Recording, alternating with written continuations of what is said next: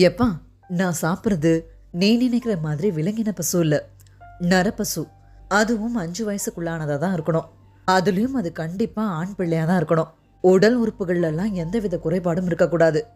அந்த நரப்பசுவை நான் சொல்ற மாதிரி பக்குவத்துல தான் சமைக்க வேணும்னு பைரவ சன்னியாசி சொல்ல, சிறுத்தொண்டர் சரின்னு எல்லாத்துக்கும் முரண்பட்டார்.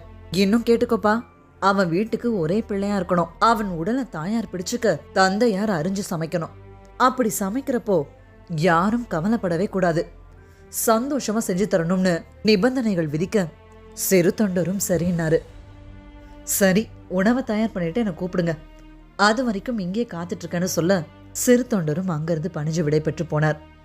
நடந்த எல்லாத்தையும் தன் மனைவி கிட்ட வந்து சொன்னார். பெருமளவு நிதி கொடுத்தா கூட பெத்த பிள்ளைய கொடுக்கிற பெற்றோர்கள் கிடைக்கக்கூடும்.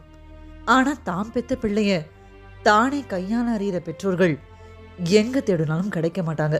இன்னைக்கு என் சிவத்தொண்டுல தடை ஏற்பட்டுருச்சுன்னு மனம் வருந்தின கணவர்கிட்ட, ஏங்க நம்ம பெத்த புள்ள சீராளனே அவர் சொன்ன எல்லா விதிமுறைகளுக்குள்ளேயும் அடங்குறப்போ நம்ம ஏங்க வெளியே தேடணும், நம்மளே அவருக்கு உணவளிக்கலாம்னு சொல்ல 2 பேரும் கலந்து பேசி தங்களுடைய ஒரே மகன் சீராளனை சிவனடியாருக்கு கொடுக்க முடிவு செஞ்சாங்க.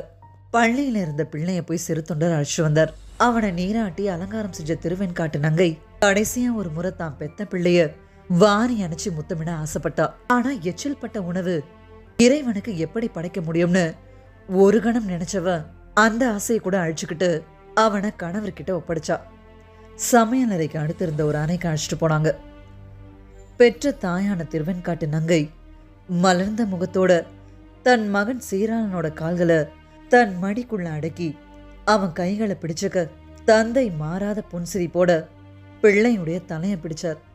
தாய் தந்தை சிரிக்கிறத பார்த்த சீராளன் அவனும் சிரிச்ச முகத்தோடையும் இருக்க ஆயுதத்தை கையில ஏந்தின சிறு தொண்டர் அடுத்து செய்ய வேண்டியதை செஞ்சு முடிச்சார்.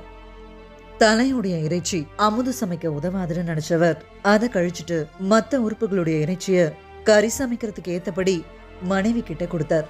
திருவெண்காட்டு நங்கையும் அதோட வேற வேற கறிகளையும் சேர்த்து சமைக்க வேண்டிய முறைப்படி சமைச்சிட்டு கணவர்கிட்ட உணவு தயாராகிடுச்சுன்ற தகவலை தெரிவிச்சா. சிறு தொண்டரும் பைரவ சன்னியாசியை அழைச்சிட்டு வந்தார். கணவனும் மனைவியும் சிவனடியாருக்கு திருவடி பூஜை செஞ்சு வணங்கிட்டு அவரை உட்கார வச்சு உணவு படைச்சாங்க. அப்ப பைரவர், நான் சொன்ன மாதிரி தானே சமைச்சிங்க, எல்லா உறுப்புகளையும் படைச்சிருக்கீங்க தானேன்னு கேட்டாரு. அதுக்கு திருவெண்காட்டு நங்கை தலை இறைச்சி மட்டும் அமுது சமைக்க உதவாதுன்னு அதை மட்டும் சமைக்கலன்னு சொன்னான். உடனே பைரவர், அதுவும் நான் விரும்பி சாப்பிட்றது தான், அதையும் சமைச்சு கொண்டு வாங்கன்னு சொல்ல சிறு தொண்டர் திகைச்சு நின்னார்.